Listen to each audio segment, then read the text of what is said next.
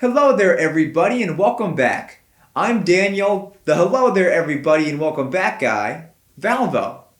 Now you might have heard of comparing apples to oranges, but that's not nearly as fruitful as the benefits of comparing irrational numbers.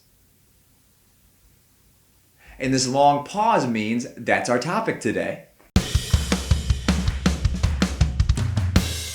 So recall that an irrational number is a number with a decimal part that never terminates and never repeats.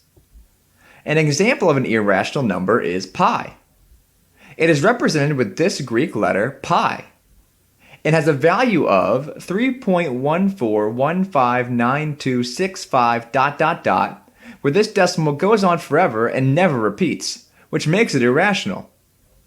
We'll talk more on pi in later videos. Everything's going to come full circle, I promise. So let's say I want to compare irrational